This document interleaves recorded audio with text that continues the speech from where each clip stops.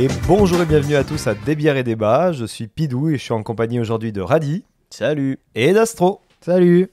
Et aujourd'hui, on va vous parler de F1, de sport et de changement climatique.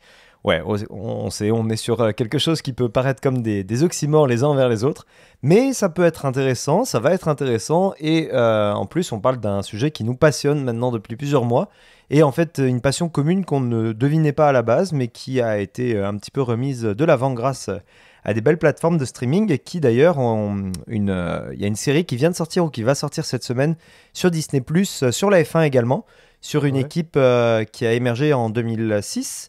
Voilà, c'est présenté par Keanu Reeves. Donc ça promet d'être très intéressant sur tous les scandales qui entourent cette écurie. Astro va nous ressortir exactement le nom de la série également, de l'écurie. Je pensais que c'était Red Bull qui était arrivé en 2006. Non, mais... Parce que les autres sont arrivés début 2000, Red Bull, ça mais il y avait beaucoup d'équipes à l'époque. On a eu Toyota, on a eu... c'est vrai. C'est vrai que Toyota s'est effondré. Je suis désolé pour mon accent, mais ça s'appelle Brawn, B-A-W-N. Ceux qui étaient tout The en blanc, Impossible Formula One Story Review. Moi, je dirais Brawn. Brown. Brown. Par Kenny Reeves, ouais. Mais c'est ça, donc une série très intéressante. Évidemment, ce sera dans le contexte de Drive to Survive qui est sorti suite au rachat de Liberty Media et de l'accord avec Netflix. Mais avant de parler de ce sujet très intéressant, nous allons présenter chacun nos bières et éventuellement, je vais donner Astro comme premier pour présenter sa bière. Parfait. C'est bon, il pointe Radi. J'ai pointé Radi, j'ai dit Astro. Ah, moi je croyais que si tu l'avais pointé et tu te foutais de sa gueule. Ouais, c'était extraordinaire, j'étais comme wow. Bah, battez-vous. Le premier. Alors, moi je vais boire une Scotch Ale du Nord. C'est vraiment une bière très classique de chez Boréal. Elle est dans le pack Expédition, mais version automne. Le fameux pack qu'on buvait au bac. Non, ça c'est la Slimane qu'on buvait. Ah oui, avec les trois dedans. Faites pas de la pub pour les concurrents. Boréal, c'est ça, ils ont deux packs à l'année. Ils ont le pack d'été et le pack d'hiver, en gros. Puis ça, c'est vraiment leur bière forte / noire. Enfin, ce qui se rapproche le plus d'une... D'hiver, D-I-V-E-R. Excusez. Ferme ta gueule. Donc voilà, donc c'est une bière qui est semi-industrielle parce que c'est Boréal et qu'elle est brassée en grande quantité. Mais elle reste très bonne, elle est légère. Et puis voilà, c'est une bonne bière de fin du mois de novembre en pull avec un podcast. Ça reste une bière, comment je peux dire, qui et l'exportation est pas, il y en a pas en France. Il y en a pas. Voilà. C'est une bière très québécoise. Mais chez Boréal, c'est une bière qui est énormément brassée, c'est ça que je veux dire. Mais bon, disons qu'ils n'ont pas les installations de Molson à Longueuil maintenant. Non. Tristesse qu'ils sont partis. Mais bon. Peut-être un stade des expos proche. J'ai vu ça il n'y a pas très longtemps sur X. Un concept. Anciennement Twitter. Malheureusement. Et toi, de ton côté, Radi? Oui, donc moi je vais boire une fin du monde aujourd'hui. C'est déjà la deuxième fois. Ouais, mais c'est bien ça. Tu voulais absolument que je prenne ma fin du monde pour pouvoir me le dire. C'est exactement ça que tu voulais faire, je crois. Je sais plus quel...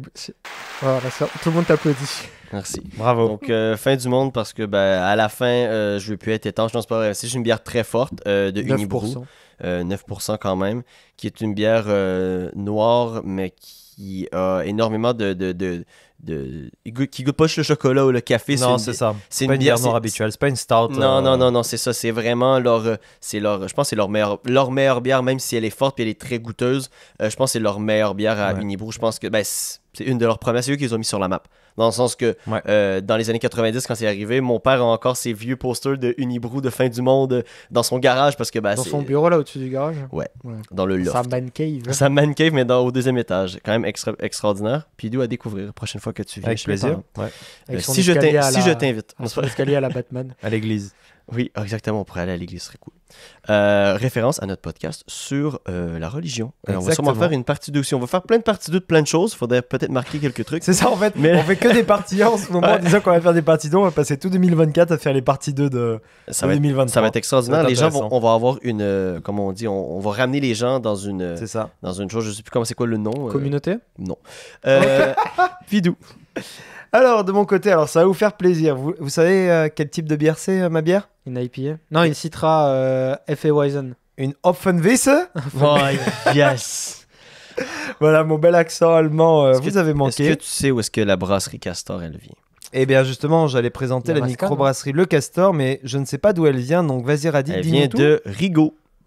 Ah, ok. Qui est une ville sur la frontière ontarienne et Québec. Rigaud, c'est merveilleux. J'y suis allé une fois. T'as une église un endroit qui vend des poutines et des roteux et ça n'a pas bougé depuis 1975. Sûrement. Et des maisons les unes à côté des autres. Il n'y a même pas de barrière, c'est juste dystopique comme endroit. Bah, c'est une ville de campagne, c'est vraiment un hameau alentour de plein de champs et l'attraction c'est le Mont Rigaud qui est une montagne, une petite butte de terre un On peu. est au Québec, le Mont Rigaud, ça fait quoi? Une montée, ben c'est une montée Ça fait 100 mètres. Non mais c'est une montée régienne, une donc petite colline. la même chose que le Mont Royal, la même chose que le Mont Offord, que le Mont... donc c'est une colline. C'est ça, c'est une colline et il y a une croix, tu peux faire une randonnée, il y a plein de choses et il y a mon école secondaire qui est là. Je crois que d'ailleurs il y avait ton Collège ex. Bourget aussi. Mais il y a aussi École secondaire Ouais, le collège à la Bourget. frontière. C'est un rempart francophone. C'est là où Ok. on est allé regarder le truc de softball. Ça va parler aux auditeurs, ça je c'est m'en bien. souviens plus sûrement, oui. Oui.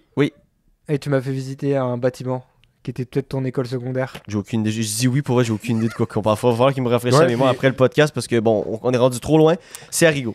Donc une Citra VC et Non, peut-être- recommence. T'as pas le droit de recommencer. Si, une Citra VC. Merci.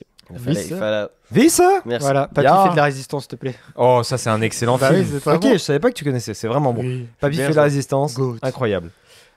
Tout est drôle dans ce film, chaque minute. Plus que Astérix Mission Cléopâtre, je pose mon point sur Mais la il y a table. des choses plus drôles que ça, Bah, déjà, genre il y a toutes des des luttes nazis. funèses aussi, genre Rabbi Déjà, voilà. Jacob extraordinaire. C'est vrai. Le gendarme, c'est quoi Saint-Tropez? Ouais, Très bien aussi. Moi je l'aime bien. ok. C'est vrai. Bref, Ah, un classement des films français un jour. ouais, c'est vrai. Bien ça. Les films français qui nous ont marqués. Ça a beaucoup de parler, toi. Ben oui. Bah, tu peux en Ben oui, avoir. j'en Ouais. ai énormément. Genre, je suis quelqu'un qui voilà. Mais si on retourne ça, tu vois, moi, les films québécois qui m'ont marqué, il va y avoir moins de résultats. Ouais, il y a Bon Cop, Bad Cop. Ah, ça, c'est bon, ça. En vrai, le premier est bien, hein. C'est encore le meilleur. Non, mais c'est le plus gros box-office canadien Ouais. de tous les temps encore. Il y a personne qui a jamais été très, capable de très battre ça. drôle après. C'est extrêmement drôle. Ouais. Surtout Patrick Huard, c'est le rôle de sa Ah vie. oui. Au cinéma. Dans les séries, c'est Taxi 22. Photos sur Instagram que j'ai posté, que j'étais allé au restaurant. Ah, c'était ça. C'est où est-ce que Là Rogatien aussi, va. c'est très cool parce que ton compte il est en privé donc les gens peuvent vraiment Ils voir. peuvent vraiment plus. comprendre ce que tu dis. Pour les auditeurs. Mais Les private jokes sont incroyables. c'est pour vous. C'est pour mes amis qui écoutent le podcast, donc aucun. Ok, on va ouvrir nos bières. Ah bon? Ouvrons nos bières. Santé, les gars. Oh là là, j'en ai mis partout. Wow. ouais, La mienne, elle fait attention. pas beaucoup de bruit pour vrai. Hihi. Bon, mes amis, hop. Tac, tac, tac. Je savais qu'il allait dire On ça. va trinquer. Un Français ne peut pas faire des mouvements sans dire des onomatopées. Alors, tac, je fais ça. Non! C'est vrai? Ferme ta gueule puis de faire ta bière. Tac, tac, tac. C'est pour ça que tu me dis toujours que tu t'en fous quand je te dis ce que je vais commander. Oui, ça aussi. Non, ça c'est juste moi. Genre, j'aime vraiment pas ça quand les gens me disent qu'est-ce qu'ils vont commander. Genre, je m'en fous. Genre, tu vas le dire dans Au point. restaurant? Ouais. Genre, je Tu vais commander. partages pas ça avec tes potes? Genre, je vais commander. Ah, mais à chaque fois qu'on est dans une file d'attente ou qu'on est au Et restaurant, comment je vais me prendre un Big Mac? je Je m'en dis, colle. non, parce que moi c'est pas ça, je dis, je pense je vais prendre tel truc. Ouais, Il dit, bah, je m'en fous, commande-le. Mais genre hyper agressif. Ouais, et genre, tu sais, la plupart du temps, c'est Astro, mais là, Santé, c'est les moi. gars. Oh, Cheers. il était beau lui. Bien mangué. C'est pas vrai. Bien citronné, bien mangué. C'est une J'ai c'est que de la fin mousse. du monde. C'est génial. Alors, commençons. On parle de quoi déjà? Ah ben, parlons F1, Oh. parlons changement climatique et parlons appréciation personnelle. Donc pour faire peut-être un premier tour d'horizon, donc c'est vrai que la Formule 1, sport automobile assez unique en son genre, sport le plus écouté dans le sport automobile, sport aujourd'hui très répandu, on a une grande diversification de l'auditoire, on a chacun un petit peu, c'est ça qui est intéressant aussi avec ce sport, c'est que chacun a un peu sa propre histoire de comment il y est rentré ou comment il y est revenu. C'est bien de commencer Et avec ça. je pense qu'on peut se prendre peut-être pas trop longtemps, un petit 10 minutes, même pas, où on revient un peu sur voilà, notre histoire vis-à-vis de la F1 et voilà comment on y est rentré. Donc, En fait, Astro- mes signes de main, Oui, c'était c'est ça. pour te dire, je te fais le signe quand ça fait 10 minutes. Ah, Comme bah, ça, ok, c'est parce que je d'accord. pensais que c'est toi qui voulais y aller en premier. Je suis comme, bah, t'as quelque chose d'intéressant à dire? Non, Ok. voilà. comme d'hab. Mais quoi. je pensais Ou justement plus que vous, mais pas si intéressant que ça. commencer potentiellement par Adi, parce que c'est vrai qu'on a à peu près la même histoire, mais je veux pas me dire, allez, on va en parler, c'est moi qui commence. Donc, vas-y, commence, décris-nous un petit peu voilà, ton Oui. lien avec la F1. Donc, ça fait quand même assez longtemps que j'écoute la F1. Je vais dire quand même d'entrée de jeu que le suivre beaucoup plus religieusement, c'est avec Netflix qui m'a beaucoup aidé aussi. Mais je dois quand même dire que au Québec, et mes parents m'ont toujours dit que on a 2 champions du monde au Québec, quand même, Jacques et Gilles Villeneuve, dont le circuit de Montréal, c'est Gilles Villeneuve, et le circuit Gilles Villeneuve. L'événement de Montréal, c'est quand même le plus gros événement de F1, le plus gros événement sportif au Canada, point, à chaque année.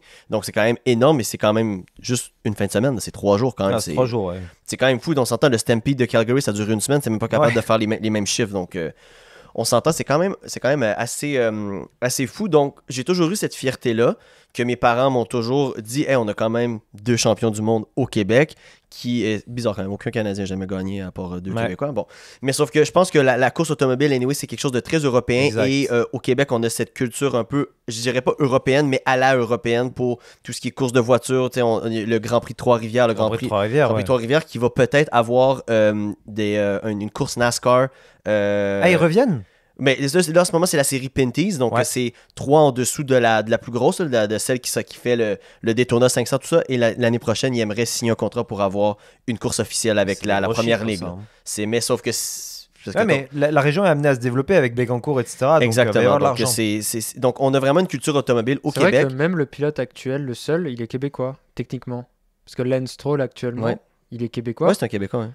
Bon, il est techniquement québécois. Non, mais il parle aucunement. Enfin, il parle français pour quelqu'un qui est anglophone. Puis il sort avec Marie-Lou de OD, là, donc. Ah ouais? Rumor has it. Ah d'accord, ok. Mais c'est ça, donc moi, j'ai vraiment commencé à écouter la F1 avec mon père quand on la voyait à la télé, parce qu'à la télé, ici, au Québec, à RDS, au Réseau des Sports, ils ont toujours eu le contrat. J'allais dire la même chose, ça veut dire RDS, ça veut dire Réseau des Sports. Oh, j'étais persuadé que c'était juste une radio comme, Canada, je sais pas quoi. ESPN, je me suis jamais posé la question. The Sports Network. The Sports Network. Voilà, c'est tout. Putain, je suis... Réseau des Sports. Donc, c'est pour ça que quand Pierre nous dit « Le Réseau des Sports est fier de vous présenter le match des Canadiens de Montréal », c'est pour ça que quand il dit « Réseau des Sports », c'est ça, c'est l'acronyme. Donc, à RDS. Donc, je vais les laisser ça les a détruits. Et en anglais? Je pense que c'est le plus... The Sports Network, TSN. TSN, oui. Ah! The Sports Network. Moi, je pense que c'est le plus gros plot twist qui m'a été donné de voir depuis, je pense, Endgame. Mais c'est juste un acronyme, les gars. Ok, continue. Excuse-moi, on a détruit ton histoire. Non, mais il n'y a vraiment pas de problème. Pour moi, c'est vraiment cool de vous apprendre que RDS, ça veut dire le Réseau des Sports. Après 8 ans au Québec, pour moi, c'est bien. Maintenant, vous allez pas dire « j'ai écouté ça au Réseau des Sports », puis je suis sûr qu'il y a des Québécois que vous allez pouvoir reprendre et leur apprendre, parce que c'est pas tout le monde qui le sait. La fierté. Donc, ça a toujours été à RDS. Et en plus, qu'est-ce qu'il y a de fun, c'est avec même rapport avec le hockey, celui qui présente, c'est Pierre Hood. Donc, c'est celui qui fait la description des matchs de hockey aussi. Donc, la même voix, toujours la même voix. Donc, toujours cette même rigueur-là. Lui et son frère sont très... eux autres sont à fond dans les statistiques. Et lui, c'est statistiques de voiture et de hockey. Son frère, Paul, qui fait de la radio et tout ça, lui, c'est plus les avions, les statistiques d'avions. Lui, il sait tous les avions qui sont atterrés à Montréal genre depuis 1970. C'est un fou. Donc, on a quand même quelqu'un d'ultra passionné qui est là et qui décrit la course, mais comme s'il était là. Donc, et RDS ne se gêne pas de faire des retransmissions des courses à 2h du matin, à 3h du matin, 6h, 8h. Oui. Peu importe l'heure, ils vont être là. Donc, il n'y a pas de... Tu sais, des fois, au Québec, surtout, la télévision, entre minuit et 6h, on arrête tout. Ici, ça n'a jamais été. Donc, je suis déjà arrivé tard le soir chez moi. Mon père disait, je pense que la F1 joue parce qu'il l'avait entendu à la radio. Boum, il met ça. Donc, j'ai toujours vu ça. Et j'ai vu à partir des débuts des années 2000. Donc, j'ai vu Schumacher gagner. J'ai vu... je sais pas si j'ai vu Jacques Villeneuve. Je veux pas m'avancer dans le sens possible. Que... je l'ai pas vu courser jamais. Non, parce qu'il a gagné 96, je sais. Mais voir... Je te confirme que tu l'as pas vu en 96. Non, juste ça, c'est impossible. Je suis né en 96. Mais tout ça pour dire que j'ai quand même vu des grands. J'ai vu Vettel gagner aussi avec Red Bull quand même sa dynastie. Ah ouais, ça c'était fou. Et j'ai vu aussi... on se souvient tous où on était. Quoi. J'ai vu un peu aussi, malheureusement, la descente aux enfers de la F1 avec Bernie Ecclestone un peu à la fin, avec cette espèce de... Il a enlevé le... Il a dit, OK, maintenant les revenus, ça va être temps, vous allez devoir me donner temps. Il a commencé à donner un peu fou et Montréal a un peu mis ses culottes un peu à la... Comment je peux dire un peu comme une ville européenne, un peu aussi, un peu comme à l'européenne en disant non, on est Montréal, on est on est ton plus gros événement en Amérique du Nord, fuck you. Et ça n'a pas fonctionné, il nous a enlevé le Grand Prix pour 1 an. Donc, et là, après ça, tout le monde a commencé à faire ouais, peut-être ce monsieur-là a un peu trop de pouvoir. Et c'est là, après ça, qu'il y a eu Après ça, Pidou pourrait nous l'expliquer, mais YouTube, il a un peu été forcé de vendre un peu parce que ça marchait plus, il commençait à perdre des sponsors aussi. Dehors, là, surtout. Et ça marchait plus. Et quand même, une personne qui gère quelque chose d'aussi gros, le gars, c'est un. Il y avait un peu, malheureusement, c'est péjoratif, mais un petit syndrome de Napoléon, un peu genre très. Ouais. Un ego surdimensionné pour la personne qu'il était. Et ça a un peu tari le sport et je pense que je m'en suis détaché. Et c'est vraiment revenu avec Drive to Survive. Ouais. Dans le sens que je les suivais et malheureusement pour moi, ça descendait un petit peu par petit peu avec Vettel qui a gagné tellement de fois. Et après ça, Lewis qui a gagné tellement de fois. J'étais comme, bon, mais là, ça finira plus. Et je trouve que la série Netflix, même si Lewis continue à gagner, il y a eu un espèce de regain. Et c'est là que j'ai réaccroché. Mais j'ai jamais arrêté de regarder ou de porter un œil à ce D'être au sport. courant. Exactement, c'est ça. Au moins, où est le championnat? Et ça, c'est Lewis, Rosberg. Je me souviens quand Lance est arrivé parce que c'était la oui. folie. Puis je pense que c'est la saison que j'ai écoutée le plus avant le Netflix. C'est la première saison de Lance avec Racing Point, qui était quand même super parce que c'était Racing Point ou c'était Force India? Non, c'était Force India. ça peut pas être Force India. Il a été obligé de vendre à Justement. Mais peut-être qu'il y a dans l'année de transition. Il a commencé avec Force India et Papastro l'a racheté par la suite. C'est ça, parce pour partir après chez Williams, après chez... C'est ça, donc le monsieur, malheureusement, il s'est fait extrader en Inde pour corruption. Mais on le voit dans la série. On le voit dans la série. Et je pense que c'est ma première saison que je suis réaccroché. Et après ça, je trouve que les personnages, parce que c'est vraiment des personnages, je trouve, dans la série Netflix, fait vraiment en sorte qu'on accroche. Et après ça, maintenant, peut-être, en ce moment, pour moi, besoin de renouveau. Okay. Donc, on va laisser ça comme ça, puis on va continuer. Bien sûr, moi, on voulait vraiment le background. Voici mon background. Je pense que c'est important. Puis on reviendra sur la série de toute façon. Puis éventuellement Astro. Toi, ton lien, donc peut-être plus récent, plus court, mais c'est full Netflix. C'est ça, non mais il n'y a pas de shame. Moi, je fais pas de gatekeep sur ça. Non. C'est un sport européen que ça fait plus de 70 ans qu'il existe, qui a une histoire rentrée avec la folie américaine. C'est pas vrai. Et soit dit en passant, Jacques Villeneuve, il est possible qu'on l'ait vu courir parce qu'il a fini sa carrière en 2006, apparemment. Donc moi, je m'en souvenais plus là, honnêtement, mais voilà. Mais non, moi je savais que toi, Pidou, t'aimais beaucoup ça, que c'était un sport qui te tenait à cœur, mais honnêtement, il y avait mon poster chez moi là. Ouais, je m'en battais les couilles royalement. Et en fait, ce qui a changé le truc, c'est que toi, on s'est appelé avec Radi et tu m'as parlé du fait que tu regardais ça, que c'était vraiment bien et tout. Et il y a plein de gens, notamment le Floodcast, un truc que j'écoute souvent, où ils disaient Drive for Survive, c'est trop bien, vous en battez les couilles de la F1, vous allez adorer et tout. Puis genre, ça m'était souvent recommandé. Et quelques temps avant que je commence, parce que j'ai commencé en juin, je suis allé à ton anniversaire, où c'était une thématique F1, et du coup, je n'avais aucune référence. Et à un moment, j'avais du temps libre, je me suis dit, bah vas-y, je vais au moins regarder l'épisode 1. Et en fait, l'épisode 1, il est trop bien monté, là, avec sur As. Mais c'est avec Daniel Ricciardo aussi. Non, c'est sur As, et le changement des pneus qui se rate. Les secondes où il se rate sur les changements des pneus, et tu fais putain, mais tout tient à rien. Parce que le personnage principal de la saison 1, c'est pas mal Daniel Ricciardo, c'est pour ça que je disais ça. Le personnage de Drive for Survive, c'est Daniel Ricciardo. Jusqu'à son départ chez Renault. Mais donc, après, j'ai commencé à regarder, et en fait, moi, c'est ça que je dis toujours, c'est que Netflix m'a mis à ce sport-là. Parce que c'est tellement dur de se mettre à un sport en vrai, je trouve. Oui. C'est tellement dur d'avoir les références, de comprendre les règles, de comprendre... Et surtout, en fait, c'est tellement dur d'avoir un historique. Ouais. Et en fait... Donne l'exemple du hockey, ça fait 8 ans que tu es ici, c'est difficile encore. Hockey, maintenant, ça change à chaque année, le hockey, ça. en plus. Puis genre, il faut vraiment avoir des gens dans ton entourage avec qui tu vas partager ça. Et en plus, sur ton temps libre, tu sois capable de genre vraiment grind de ton côté et en apprendre beaucoup. Et je trouve que ce qu'a réussi le génie de Netflix, c'est qu'ils t'ont donné 5 ans que tu peux regarder en une semaine, où tu peux regarder 5 ans de F1, et là, tu es à jour. Et en vrai, 5 ans en F1, c'est énorme parce qu'il y a les changements de contrats sur les voitures, tu as aussi les nouvelles écuries qui peuvent rentrer. Donc, 5 ans, c'est un moment où ça te cristallise bien, tu as une idée de la période de la F1. Puis il y a eu le rachat de Liberty Media, ce qui fait qu'on est redémarré un peu à année 1. Parce que tout a changé après Liberty Media. Ça. Donc... Et tu as tous les pilotes, la plupart, qui sont encore là. Donc, moi, j'ai pris cette saison-là en cours, mais quasiment au début. C'est qui le plus vieux driver C'est Alonso. Je pense que c'est Alonso, oui. Celui qui a fait le plus de courses, c'est Alonso. Puis c'est Lewis, sinon Lewis, sinon, ouais. Bottas, il n'était pas avant Non, Bottas est arrivé après. Et t'arrives Enfin, après. en termes de course courue, Ouais, course. pas en nage, en course courue, c'est Alonso. Ça, j'en suis persuadé. Oui, Ouais, ça, oui, non, va, ça, oui, ça, il, oui, a, oui. il a gagné en quoi? En genre 2004, quelque chose comme ça. Genre, Non. Bah ouais, chez Renault, ouais. il a gagné vraiment. Ça fait vraiment longtemps qu'il a réussi à gagner. Et en vrai, c'est ça qui était vraiment bien avec Netflix. Et surtout, la puissance de la F1, c'est que vraiment, toutes les 2 semaines ou toutes les semaines, t'as une course. Et du coup, tu peux regarder en direct. Et après c'est ça. Et en fait, moi, comme je regarde sur la chaîne anglaise, la ESPN, bah, le mec qui fait les commentaires dans la série Netflix, c'est le mec qui fait les commentaires c'est le mec qui fait les commentaires sur ESPN. C'est le plus grand journaliste F1 là. Je pense en tout cas pas le plus grand, mais le plus populaire. Celui qui est dans Drive to Survive. Oui, c'est ça. C'est avec les yeux exorbités, là, oui, avec les c'est yeux qui ça. sortent un petit peu globuleux. Là. C'est ça. Oui. Paxton. Ouais, c'est ça. Et donc, tu sais, c'est qu'en fait, ça te met une facilité de te rentrer dans un sport. Et après, bah, ça aussi, c'est un autre effet que j'avais pas anticipé. C'est que par une raison obscure et en même temps bien faite, mes algorithmes Instagram et TikTok ont compris que je regardais ça. Ouais. Donc, ils m'ont recommandé des vidéos d'avant, les trends actuels, les trucs comme ça. J'ai découvert des youtubeurs. Tu regardes des youtubeurs après qui parlent de ça. Et après, moi, j'ai la chance de pouvoir en parler avec vous deux très souvent. Est-ce que tu veux savoir qu'est-ce que ESPN veut dire? Oui, vas-y, dis-moi. Entertainment and Sports Programming Network. Putain, je savais Ok. pas non plus. Pour moi, c'était juste un mot. Mais non. Et donc voilà.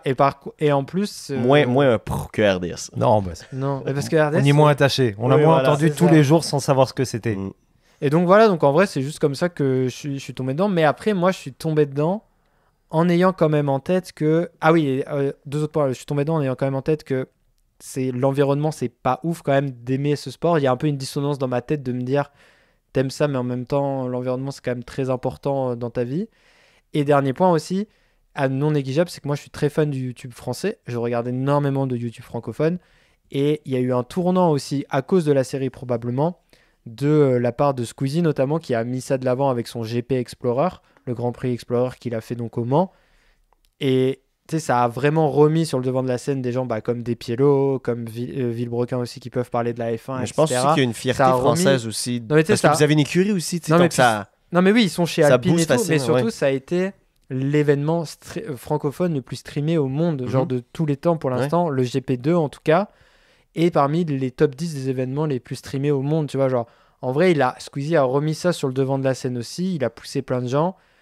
Et moi, j'ai regardé le GP l'année dernière, j'ai regardé cette année, et entre-temps, je me suis tout bouffé, et je me suis rendu compte vraiment qu'ils étaient pas si ouf. En vrai, les pilotes. Mais non, ils sont pas bons, mais Bah, le top 3 était bon, mais le reste, c'est sûr que tu mets SCH aux Mais commandes même d'une, Despiello, il a beaucoup trop d'avance, il est beaucoup trop il est beaucoup trop à la maison déjà par rapport à Villebrequin, on était en mode il est trop fort et tout, mais en vrai Despiello, il est dans un autre monde déjà. Ah, Et puis aussi, mettez-les dans... Après, quand t'es mettez-les coaché par dans- Ocon sur le c'est côté ça, je veux aussi, dire, Despiello, il a son... il a été invité personnellement à Ocon à Las Vegas. Ah, mais ils sont... Non, mais ils sont il est partenaire de Mais ils vont Alpine. faire un livre et tout en plus. Mettez-le en F2, on va voir ce qui va se passer. Parce Non, qu'il mais- va falloir accélérer. Ben, c'est ça. Ah, parce que déjà en F3, parce que là, ils sont en ouais, je F4. sais, En F3, moi je pense que c'est un Satos, Despiello, sincèrement, il aurait pu Ouais. faire une carrière en F1. Ça peut pas être n'importe qui. La chose, c'est que qu'est-ce qu'il y a beau avec le GP, puis je vais te laisser après ça. Puis tout, c'est juste que GP Explorer, c'est cool. Mais sauf que la beauté, c'est que n'importe qui peut. Pas n'importe Voilà, qui, mais exact. quasiment n'importe qui peut aller faire de la F4. Tandis que si on monte en F3 ou en F2, ça va être Ça va trop vite, c'est trop technique. ça va être que des Français, Ah des youtubeurs français qui sont passionnés par ça.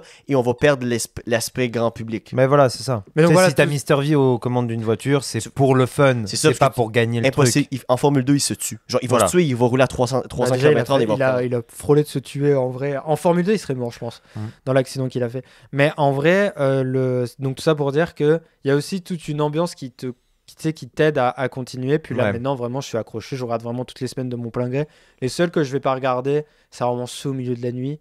Genre, bah là, il y avait le Grand Prix de Las Vegas cette semaine. Les qualifs à 3h du matin, heure de Vegas. Montréal. Non, C'était 1h du matin et ça a fini à 2h38.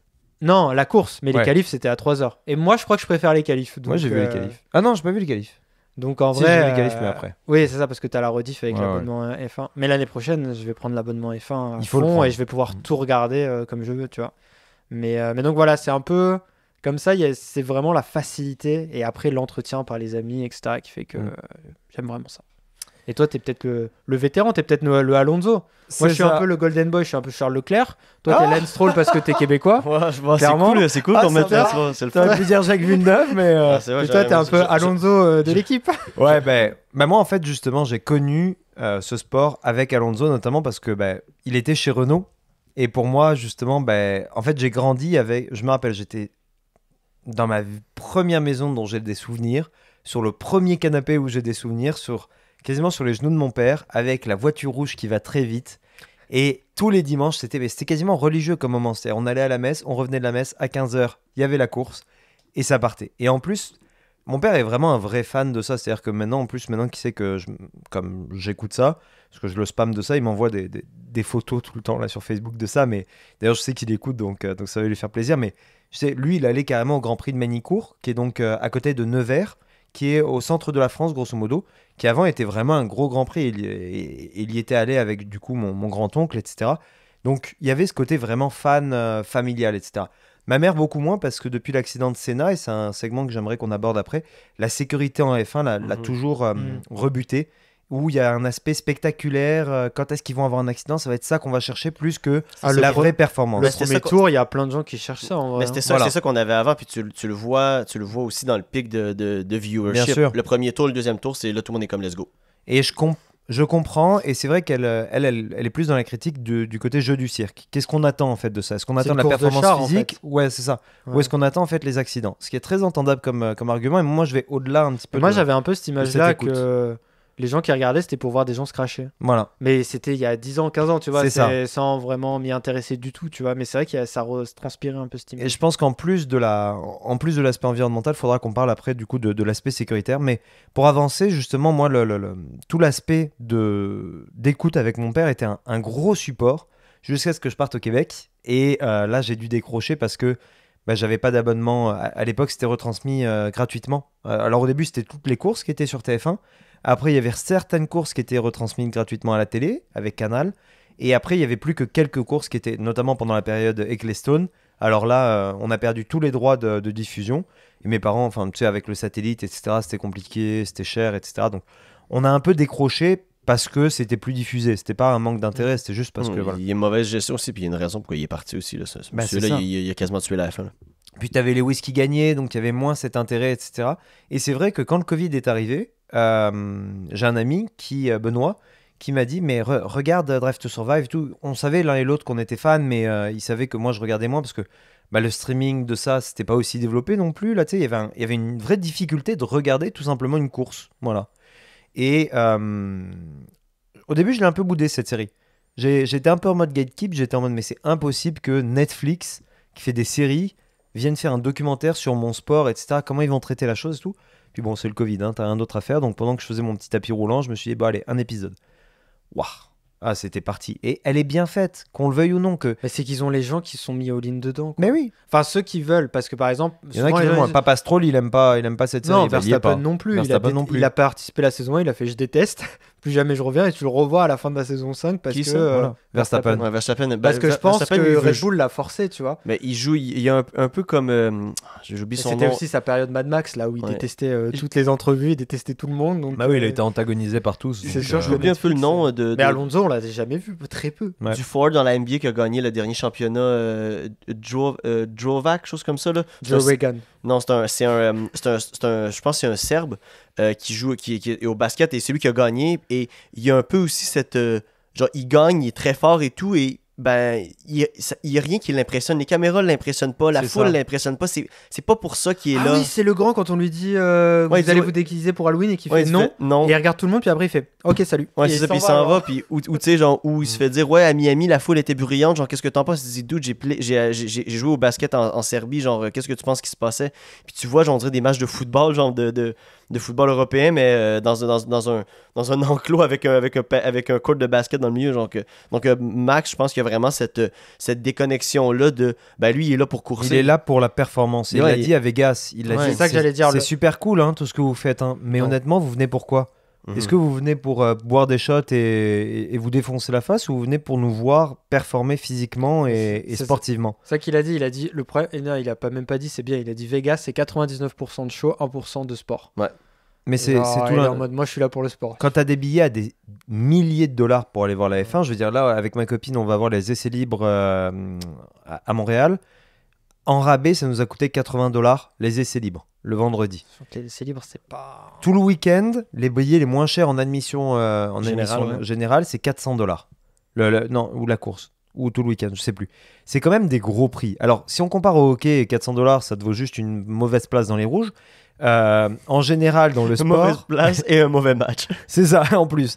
En général, je veux dire, ça reste cher pour regarder un sport. Mais aussi, oui, parce que pour vrai, on s'entend, le Canadien est un peu l'exception qui confirme la règle, mais genre, j'ai vu un TikTok quand même, un Reels qui montrait ça. Le gars, il faisait juste dire le hockey est un sport ultra cheap. Genre, Panthers, Hurricanes en Floride, $14 dans les rouges. Ben voilà. Genre, c'est un sport qui est pas cher dans le sens que tu peux avoir une ligue qui est profitable avec des billets pas chers, dans le sens que il y a une raison pourquoi c'est cher comme ça.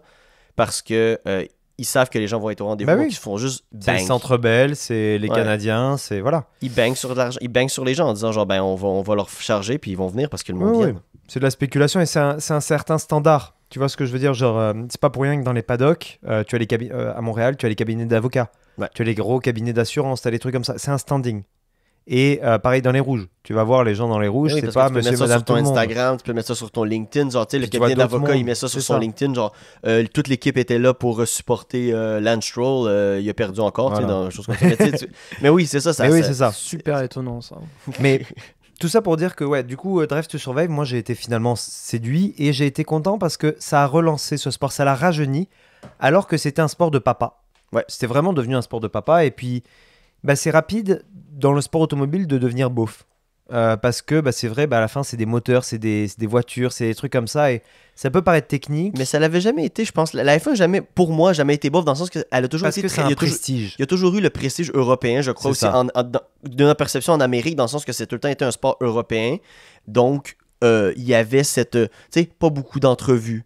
Tu sais, il Voilà. passait devant le micro, disait 2-3 C'est mots. autour d'une il s'en table. allait. Ouais, c'est ça, il s'en allait. Il y avait rien de. Il y avait pas de. Il n'y avait pas d'entrevue de fin de match avec, tu sais, comme ils font en ce moment. Bah oui, tu sais. oui, oui. Il y a une conférence de presse à chaque fin d'essai libre. Genre, Attends, mais- qu'est-ce qu'on a à dire? Genre, Là, à Vegas, sans spoil, je dis pas les trois là, mais ils les ont quand même fait donc aller de la course jusqu'au Bellagio en voiture, Mais en non. Rolls, pour faire l'interview et revenir sur le lieu de la course pour le podium. Et au Bellagio, c'était parce qu'il fallait voir les jeux d'eau. Là, ouais, tu la sais. fontaine, ouais, la Ouais. fameuse fontaine. Yo, les trois drivers, ils se parlaient, ils faisaient des blagues. Il y avait le. Bah là, c'est visuel, donc on ne verra pas faire, mais c'est comme si nous trois on se parle, et à côté, il y a genre le jeu d'eau qui se fait, puis la caméra nous regarde nous et pas les jeux d'eau. Genre, c'est un échec en termes de beaucoup de choses, mais tout ça pour dire que voilà, l'arrivée de Liberty Vegas Media, est un échec. Bon, ça c'est C'est ça. notre sujet, mais bon. la course était incroyable. Genre, c'est Non, mais la juste meilleure course de Vegas l'année. en tant que tel, en tant que ville. genre, Vegas, c'est- tout le reste était terrible, c'est n'importe quoi. mais la Non, course c'était parfait. c'est n'importe quoi comme ville. Je trouve ça juste n'importe une aberration cette ville-là. Puis Ah oui, que- qu'il y ait une équipe de hockey, ils viennent d'avoir une équipe de baseball. Là. Ils vont On va avoir voir une le Super Bowl aussi. n'importe quoi. La finale du Super Bowl, c'est à Vegas. Mais il y a de l'argent, Cette année. pourquoi pas. mais voilà, tout ça pour dire que donc ça m'a ramené dans la F1, ça m'a permis aussi de ramener ma copine dans la F1, parce que, un peu comme moi, elle avait le même parcours, son père écoutait, mais bah voilà, elle se sentait pas inclue, et c'est vraiment beaucoup de filles qui se sentaient dans ce cas-là, où elles se sentaient pas incluses dans ce sport. C'était vraiment quelque chose, c'était un sport de papa, il n'y avait pas tellement ce truc-là. Et là, bon bah voilà, on a pris, entre guillemets, avec la série, le temps d'expliquer, le temps de montrer quel est l'intérêt, le temps de montrer que bah, c'est pas réservé aux gars du tout. Il n'y a aucune raison pour laquelle la F1 se réserve aux Puis à gars. chaque saison, on réexplique aussi des termes de base. Dans le Ben sens voilà. que c'est pas à cause qu'on est en saison 5 qu'ils commencent à te parler de split time, puis tu sais pas c'est quoi, puis pourquoi c'est quoi un Mhm. sprint. S'il y a un sprint, ils vont prendre 10 secondes en disant voici c'est quoi un sprint, bang, au moins tu le sais. Ouais. Ah, après, c'est pas réservé Et- aux gars, mais il n'y a pas de ligue féminine. Donc c'est vrai Bah, que quand t'es si, une femme. La non, F1 Academy, non, mais ça commence. Mais ce que je veux Ah dire, oui. c'est que quand t'es une femme, bah, c'est dur de. c'est ouais. moins. Tu sais, nous, on se C'est pas un transmet, on fait C'est des pas un vannes. sport tout le réservé temps. aux femmes non plus, dans le sens que si on devrait Non, non, mais suivre ce comme que du je veux monde, dire- à un moment donné, il va peut-être avoir des drivers femmes. Mais il n'y a plus les. Mais tu sais, on le sait ouais. que quand c'est pas la personne, t'as quand même un gros jeu d'identification où enfin pas tu te dis, mais c'est Ouais. plus facile. Et moi, je sais qu'avec ma copine, on regarde parce qu'on a regardé Drive for Survive Ouais. ensemble, qu'on a aimé ça ensemble. Mais je sais qu'elle attend quand même pas mal de mémoire. Je crois qu'on avait parlé, mais et s'il y a une ligue féminine, elle va plus regarder la ligue féminine. Mais Tu sais, ça c'est- sera dans 10 ans. Tu vois, selon Suzy Wolf, donc, qui est la femme de Toto Wolff, Toto. qui elle-même était donc dans le sport automobile, là, elle a été pilote, etc. Elle a monté donc la F1 Academy, qui a été d'ailleurs très intéressante, la course à Austin. Donc c'est intéressant parce que la F1 Academy se déroule en même temps, elle n'était pas diffusée sur les ondes. C'est emmerdant parce que c'est bien cool Ouais, d'avoir c'est bien. Mais c'est mieux d'avoir un peu de shine. Il y avait donc 3 courses à Austin. Au bout de la deuxième, donc la championne Garcia Maria, je crois, a été donc sacrée championne de l'année. Mais ce qui était intéressant, donc elle roule dans des F3, il me semble, à la base, qui sont tout aussi impressionnantes voilà. Mais il y a de la progression à faire, c'est-à-dire qu'il va falloir 10 ans pour faire des vrais pilotes qui sont capables d'arriver au niveau de la F1, qui vont avoir les sponsors qui vont avec. Mais déjà l'an prochain, chaque équipe qui est en F1 actuellement a promis de sponsoriser les pilotes de l'an prochain de la F1 Academy féminine. Donc l'année prochaine, on aura des driveuses Ferrari, on aura des driveuses Mercedes, on aura des drivers. Et ça peut paraître bête, mais ça leur permet d'avoir au moins un soutien de sponsors, de shine, De professionnaliser le beaucoup de sport, choses. en fait. Exactement. Mais Quel est souvent le plus Et de le dur. justifier. ma question, c'est Et en plus, ça sera diffusé. pourquoi on crée. Je remets pas en question le fait de créer une ligue féminine, mais est-ce que ça détourne pas le fait que on gatekeep la F1, le réseau de F1 en ce moment aux femmes, dans le sens que pour aller en F1, c'est assez simple. Tu fais du karting, tu fais de la F4, de la F3, de la F Toi, tu Atlantique, de la parles d'un t'arrives en- truc Attends, mixte. Continue. Ouais, dans le sens que il n'y a pas de règle qui dit que juste un homme peut aller faire de la F1, dans le sens que pourquoi ne pas développer aussi du compete avec des gars, compete avec tout le monde, dans le sens que être mix, dans le sens que fait des courses de karting, il y a des filles qui font du kart que j'en connais de Ouais, noms ouais. qui en ont fait au Québec, mais sauf qu'à un moment donné, ils arrêtent pour faire d'autres choses, mais sauf que les gars continuent. En fait, Les gars vont aller en Europe, vont aller faire de la F2 jusqu'à temps de gagner, puis après ça, s'en aller un peu comme Lance Stroll. Bon, Lance Stroll, on s'entend, ouais. c'est un peu papa qui a aidé, mais reste que... Il a été c'est- champion oui, quand même. Non, c'est faisable, oui, il a c'est ça. mérité aussi un oui, peu sa place. c'est faisable, là. C'est faisable pour un gars, donc je vois pas pourquoi En fait, c'est l'argent. C'est les sponsors, l'argent, etc. C'est-à-dire que déjà, il y a très peu de femmes dans le karting qui continuent par rapport au nombre de gars, notamment parce qu'elles n'ont pas l'attrait des sponsors. Et donc, en fait, si tu n'as pas l'attrait des sponsors et donc t'as pas l'argent qui vient avec, l'entraînement et la manière de faire tes preuves est très difficile. Quand j'étais au karting de Mont-Tremblant, justement, pour voir un peu comment ça se passe, etc., on m'a expliqué combien coûtait un pneu de kart. $400. Pour une course, tu as besoin de 3 sets de pneus pour les essais, les qualifs et la course, quand tu es en kart. Donc 400 sur chaque pneu, tu te retrouves avec un Grand Prix qui te coûte cher. Là-dessus, tu as les techniciens qui travaillent sur ton kart, tu as l'entretien, etc. Enfin bref, ça coûte littéralement une fortune d'arriver jusque-là. Donc si tu n'as pas de sponsor, ça marche pas. Et on sait dans tous les sports que les sponsors sont moins favorables aux filles qu'aux gars. C'est juste une règle comme ça. Donc tu peux avoir une fille et un gars au même niveau, le gars sera poussé au niveau des sponsors. Et donc en fait, le fait de créer la F1 Academy, c'est telle manière à les rendre, en fait, à les entraîner, à les montrer aux sponsors, à montrer à tout le monde qu'elles sont capables, et de telle manière à ce qu'une fois qu'elles font la passerelle vers la F2, tu sais, il y en a une en F3, je retrouverai son nom juste après, c'est une Belge, il me semble, qui est très très forte, qui est dans l'équipe alpine, Andrea Flores, je crois, un truc comme ça, et justement, elle a marqué, c'est la première femme à avoir marqué des points, je crois que c'était à Spa-Francorchamps, justement, ou elle est allemande peut-être. Et elles sont capables, mais c'est juste que c'est très dur en termes d'argent de faire sa place. Et après, pour monter dans les trucs, tu sais, c'est des histoires de points que tu dois accumuler, etc. Donc, par la suite, l'objectif de la F1 Academy, c'est pas d'avoir des drivers dans 2 ans. C'est vraiment d'avoir des drivers dans 10 ans, parce qu'elles auront fait leurs preuves, parce qu'elles auront pu monter dans les catégories. Mais pas ces filles-là, dans le sens que ces filles-là, c'est des pionnières et peut-être des filles. Parce qu'on s'entend, genre, si on a des filles de 30 ans qui arrivent en F1, Elles sont jeunes, hein.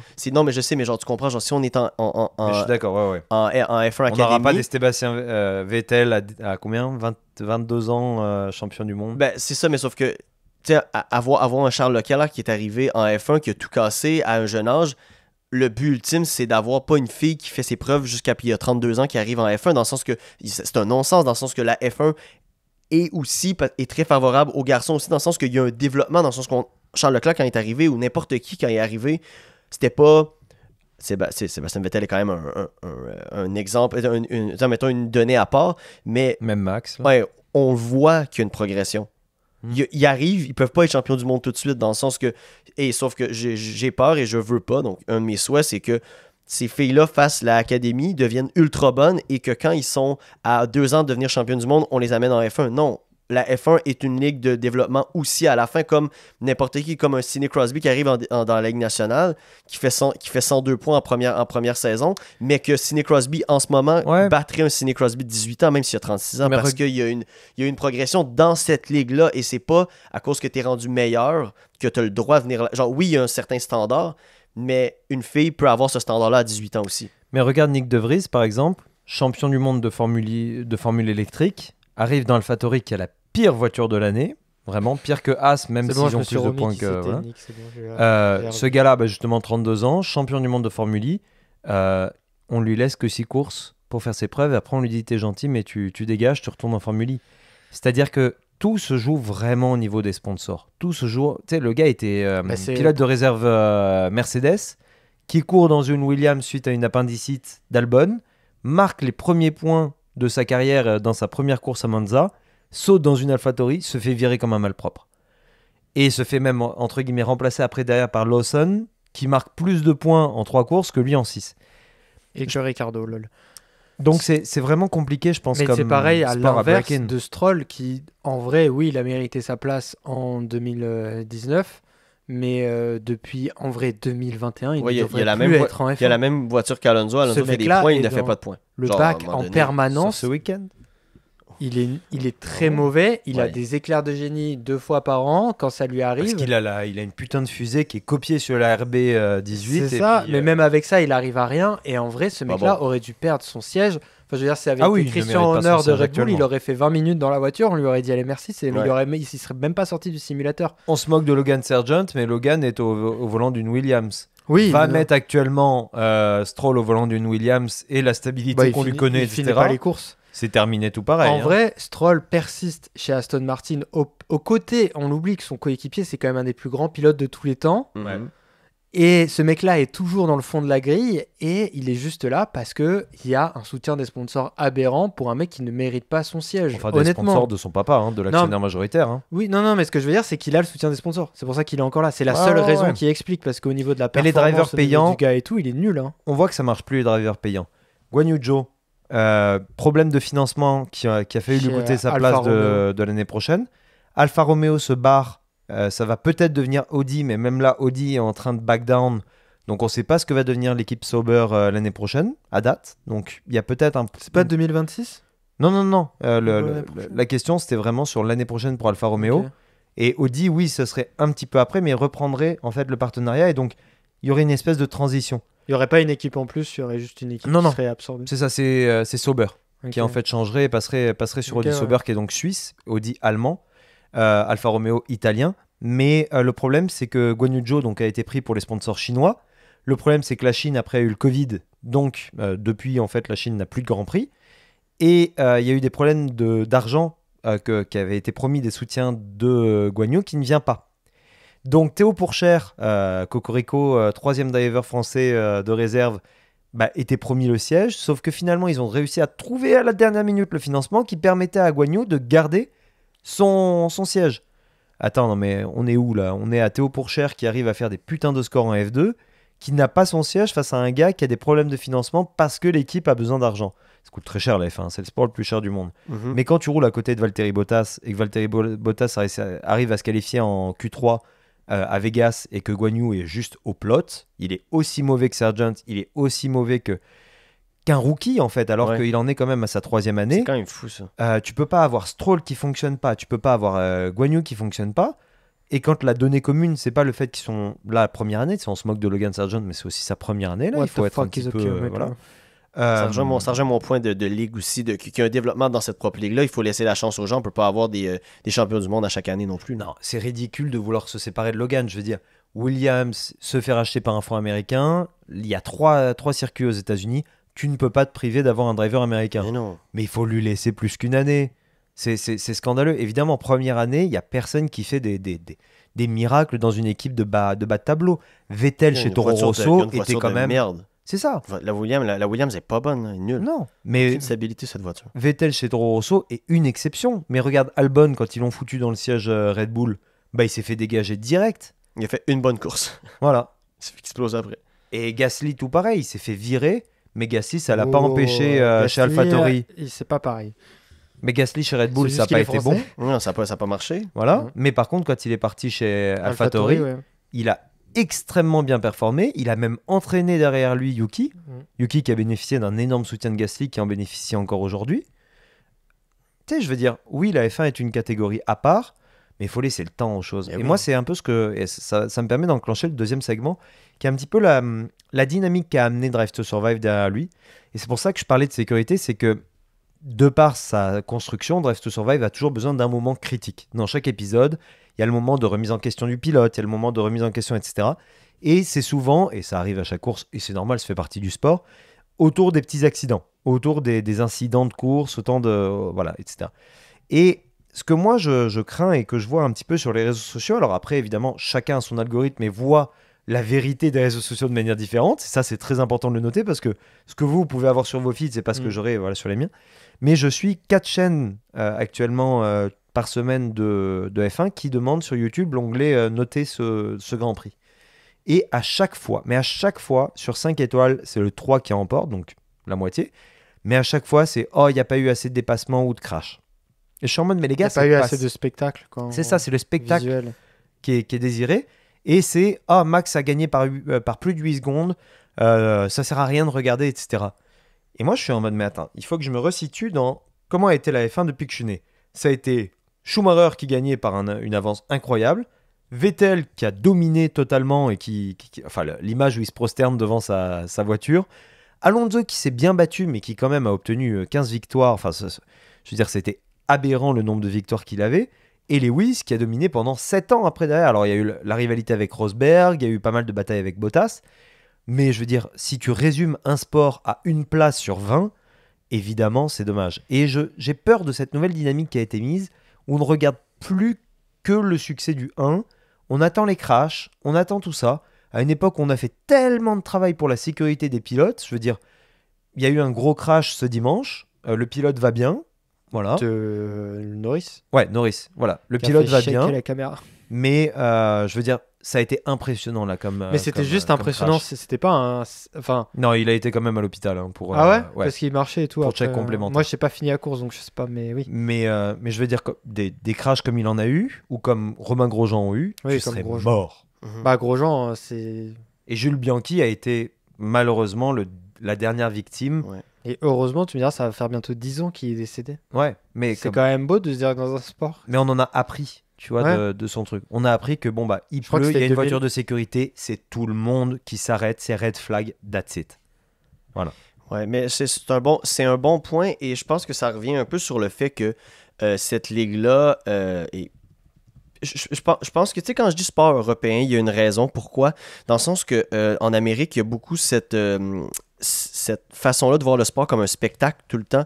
Donc, et beaucoup de Reels, de TikTok, comme je disais tantôt, Grand Prix de Belgique, il pleut, puis c'est marqué genre Celui dans Florida. les années 80. Tout le monde se rentre dedans, mais genre sans arrêt. Et maintenant, c'est marqué petite voiture, puis c'est, tu sais, la petite musique un peu genre, un peu comme si c'était un jeu d'enfant. C'est un peu genre, c'est vraiment facile maintenant, tout le monde est sécuritaire, mais sauf que ça n'a jamais été le point de la F1, les crashs. Surtout si tu écoutes les vrais journalistes qui faisaient du vrai reportage de F1 avant tu sais, admettons, on va y aller, je vais faire une critique de puriste, des vrais journalistes qui couvraient vraiment la F1 avant, puis des fans avant l'arrivée de Netflix.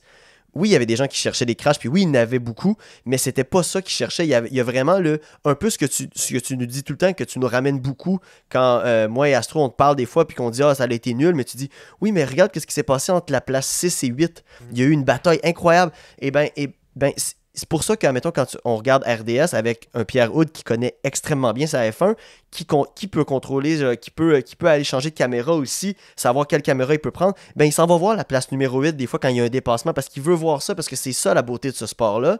C'est un peu comme... c'est un peu bizarre que les Américains pensent à ça, mais admettons, je prends l'exemple de la NASCAR. C'est toute la même voiture. Ouais. Ils tournent en rond. Donc, c'est quoi l'attrait? L'attrait, c'est sûr que le spectacle alentour de ça. Donc, le spectacle est un peu hors de là-bas. Et il y a du crash parce que les voitures sont très proches, mais c'est... Puis les collisions seront autorisées. C'est ça, mais les dépassements sont incroyables en NASCAR. Donc, c'est quand même aussi un peu triste que les Américains chialent sur ce sport-là qui est tellement technique, la F1, qui est un beau sport à regarder, qui est peut-être moins spectaculaire au niveau de wow comme ça, à part le premier tournant. Mais après ça, t'as des affaires de fou. Là. Faut quand même, tu vois le kilomètre-heure en temps réel. Ces gens-là vont en 300 km/h puis se dépassent. Maintenant que depuis que tu as la caméra à l'intérieur, des casques là, Ouais. moi je comprends toujours pas qu'est-ce qu'ils voient. C'est Ils très voient moche, par contre. Mais moi je trouve qu'on comprend rien. Ouais, mais eux voient n'importe. Tu vois absolument rien quand Son tu vrai vois. réflexe. C'est ce que disait Senna, c'est-à-dire que tu as un tunnel de vision. Et d'ailleurs, dans Rush, Ouais, mais plus que film que tu vas vite, plus que C'est ça ça. rapide. Ouais, c'est ton tunnel est tellement énorme, et les circuits urbains sont pratiques pour ça d'ailleurs, parce que tu n'as pas de distraction, C'est puis bien. finalement tu restes dans un couloir. Mais en fait, ils vont tellement vite que moi déjà, j'arrive pas quand je conduis. C'est très rare que je regarde régulièrement mes rétros.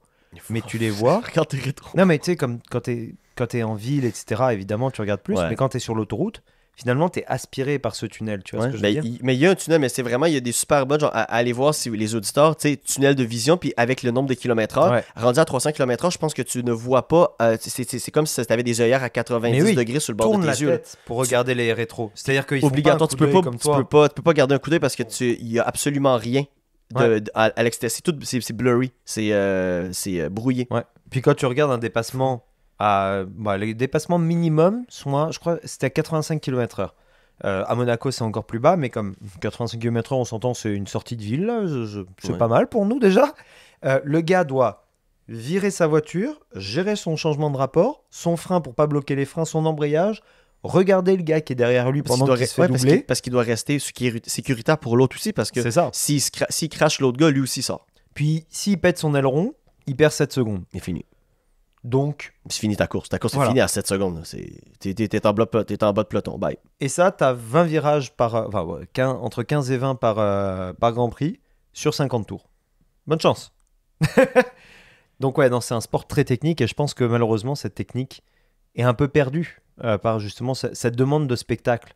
Parce qu'on minimise, et je rejoins totalement Verstappen là-dessus, on minimise l'effort du pilote dans cette demande de spectacle continu par rapport à ce qu'on peut en tirer. D'avoir un Abu Dhabi 2021, c'est un once in a lifetime. Je veux dire, c'est jamais qu'on a vu une course se disputer au dernier tour, et c'est même dangereux. Je veux dire, on a vu en Australie cette année, 5 drapeaux rouges, le dernier tour qui se fait en départ arrêté. Évidemment que tu vas avoir un crash au tour 1 avec Carlos qui rentre dans Alonso, Gasly qui rentre dans Ocon, etc. Les pneus, les gars sont fatigués, genre ils en peuvent plus, genre ils sont en train de mourir, genre ils veulent juste terminer la course, puis ils sont comme ils sont tous acharnés à gagner. Mm. Puis ils font des erreurs. Mais je m'exprime un peu pour les nouveaux fans, mais peut-être écouter le point de vue d'un nouveau fan. Toi, Astro, qu'est-ce qui, au final, après tout ça, parce que bon, tu vois des gars un peu comme moi qui, littéralement, leur gâteau d'anniversaire, c'est des petits cupcakes commandés par ma blonde avec l'effigie de Charles Leclerc dessus. Mais toi, qu'est-ce que t'attends en fait d'une course? C'est plus ça aussi. Qu'est-ce qui fait que tu vas te lever un matin pour regarder une course, tu vas peut-être veiller un petit peu pour d'autres, ou juste sacrifier une partie de ton dimanche pour une course, alors que tu pourrais très bien avoir le résumé dans quelques mois sur Netflix? Non, en vrai, moi, ce que j'aime beaucoup dans la F1, c'est deux choses. C'est c'est que je considère que c'est des surhommes. Tu vas vriller au niveau du temps, ça fait quasiment 1 heure qu'on parle. Parfait. Mais après, on parlera d'écologie. C'est le fait que je considère vraiment que c'est des surhommes, ces gens-là. Et les femmes, s'il y en avait, ça serait des surfemmes aussi. Dans le sens que c'est des gens, ils sont d'une intelligence exceptionnelle, ils sont d'une capacité physique hors norme, et en plus, ils ont l'air tous gentils et bienveillants. Tu sais, vis-à-vis des caméras et des trucs. Entre eux, non, mais je trouve que c'est une rivalité... Même entre eux, genre on n'est plus dans les Non, mais années 80 où est-ce ouais, que ça se mais tapait avec les c'est une casques. rivalité semi-saine, tu vois. Et j'aime bien la phrase que, moi aussi, j'aime bien ce contexte que ton pire ennemi, c'est ton copilote. Parce que c'est le seul qui a les mêmes caractéristiques que toi, normalement, tu vois. Et donc... Ouais, Checo, il a pas la même voiture que Max. non. Mais donc, moi, je trouve que c'est ça que je trouve pertinent. Et en fait, la série Drive for Survive te fait aimer des écuries et des pilotes. Mais en fait, ce que tu veux voir, c'est ton écurie qui gagne, ton équipe qui gagne. Moi, je trouve. Totalement, ouais. Et en fait, ce qui est bien dans l'aspect des dominations, et c'est le seul truc bien, c'est que quand tu sais... C'est pour ça que je préfère les qualifications, moi, je me rends compte maintenant. Parce que je trouve que les qualifications sont plus significatives. Pour ceux qui sont pas du tout familiers avec la F1, qu'est-ce que vous faites encore là? mais c'est surtout que les Déjà. Non, au contraire. qualifications. Non, mais c'est juste que genre, on n'a pas parlé de. C'est vrai que Astro s'en va sur du. Faut que tu expliques un peu, parce que des fois, on dit des Ouais, trucs. les qualifications, ça se passe la veille en fait, et il y a 3 segments, c'est Q1, Q2, Q3. Et en fait, en Q1, ils sont tous là, et c'est au meilleur temps. En fait, il faut que vous fassiez un tour avec le meilleur temps. Et en fonction du meilleur temps que vous allez faire, c'est comme au karting. Vous allez être classé après, quand vous faites du karting avec vos amis, vous allez être classé après dans un certain nombre de numéros. Et en fait, si vous êtes en dessous, si vous arrivez 15e, si Au vous moins. arrivez 16e ou après, vous êtes éliminé. Donc vous allez commencer à la place à laquelle vous avez terminé. Donc si vous avez terminé 17e en Q1, vous commencez 17e. Ensuite, les 15 d'après, ils refont la même course en ayant le Tout but de termine à faire, 0. c'est ça le meilleur temps. Et si vous êtes 11e ou en dessous, vous allez finir 11e et après premier. Ouais, donc le 15e à Q2 recommence à 0, donc il peut finir Oui, premier s'il Il veut. peut essayer. Exact. Généralement, ça n'arrive pas. Il finit toujours 15e aussi, pareil, de la course Mais attends, d'avant. mais disons, tu as eu un pépin en Q1, mais tu Oui. réussis quand même à te rattraper un peu, mais en Q2, deuxième chance. C'est ça. Et en après ça, fait, Q3, c'est. le La départ de la course, globalement, te donne une image du peloton d'arrivée très souvent, je trouve. T'as une image, genre, c'est très rare qu'un mec commence 16e et finisse sur le podium. Tu veux dire genre comme Max à Miami? Non, mais voilà, j'allais dire c'est très rare parce que Max a fini parti 18e ou je sais plus combien un jour là, puis il a fini 2e. Ouais. Mais genre, ce que je veux dire globalement, c'est que quand Lance Stroll, bon, pas là, parce que là il est parti 19e, mais je sais qu'il finit un peu haut. Oh, tu peux pas imaginer à quelle hauteur il a fini. Mais genre, en vrai de vrai, c'est assez rare globalement que, tu sais, genre, tu restes dans la queue dans laquelle tu as commencé généralement. Si tu finis en Q1, tu vas finir dans ces notes-là, tu vois. Et je trouve que les qualifications sont des courses plus intéressantes C'est la presque, performance pure parce du que là, pilote. c'est la performance Ouais. pure du pilote. C'est lui contre le circuit ou lui avec un peu le trafic. Et d'ailleurs, ils se plaignent souvent du trafic en dernier parce que, tu sais, ils attendent Ouais. les derniers tours. C'est une grande controverse ça dans Et donc, dans moi, la F1. c'est pour ça que j'aime bien. Et souvent, je regarde vraiment assidûment les qualifs. Plus, c'est pour ça que j'ai détesté Las Vegas, parce que les qualifs étaient à 3h du matin. Tu sais, globalement, Ouais, ouais, je que la comprends. course. Parce que en vrai, la course, quand on sait que c'est Verstappen qui finit premier en qualification, 90% il va finir avec 12 secondes d'avance. Tu vois. Ouais. Et donc après, moi, j'aime bien regarder quand même les autres, mais je vais regarder. Moi, je suis fan d'Alpine et Ferrari, et je regarde juste ces courses-là. Mais je trouve que la difficulté, c'est que la FIA a un feed d'images, entre guillemets, enfin Liberty Media a un feed plus ou moins d'images.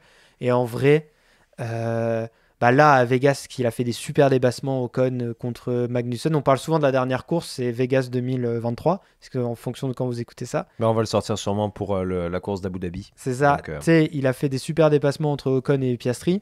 Mais en vrai, sinon, Ocon, on le voit jamais. Je veux dire, il a dégueulé dans son casque à Singapour. Moi, je l'ai appris 2 semaines après. Non, j'abuse, 2 semaines après. Je l'ai appris 3 jours après. On l'a pas vu de la course parce qu'il Non, le dans la montre- course, il s'est tenu quoi. Non, mais il le montre pas non plus. Donc, on l'a pas vu tant que ça. Donc, en vrai. Et puis, il y a l'aspect. Moi, ce que j'aime bien, c'est que c'est le dimanche. Donc, si t'as rien à faire, entre guillemets, t'as le temps de regarder ce sport-là. C'est la plupart du temps en début de journée pour nous. Donc, tu te lèves, tu regardes ça. T'as pas explosé ta journée non plus, tu vois. Et je trouve que c'est vraiment ça qui est pertinent. Mais moi, c'est vrai que le premier tour, je le regarde avec attention. Mais je le regarde avec attention dans l'espoir que mes pilotes vont pas se cracher.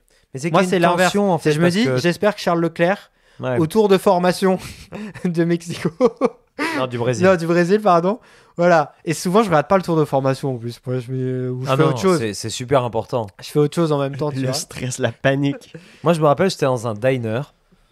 Je savais que j'allais rater la course. Et puis là, je vois un écran dans le diner. Je suis en mode yes.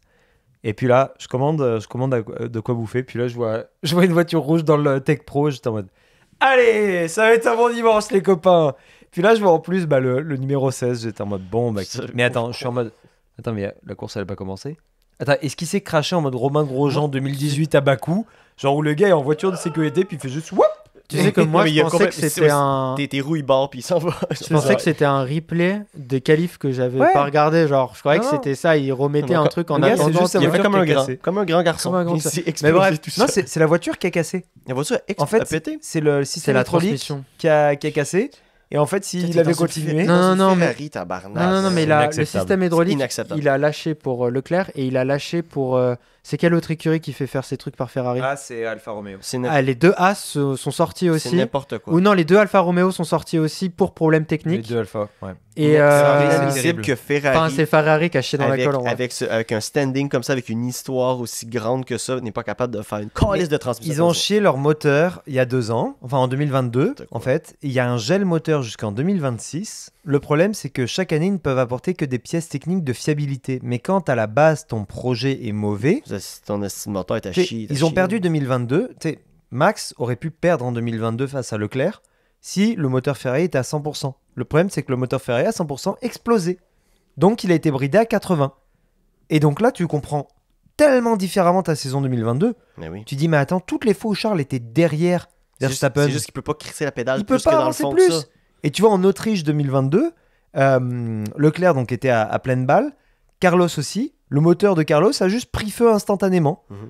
Et Leclerc a réussi à gagner cette course parce qu'il était à pleine blinde, mais il a fumé son moteur. Et ils ont le droit qu'à 3 changements par saison.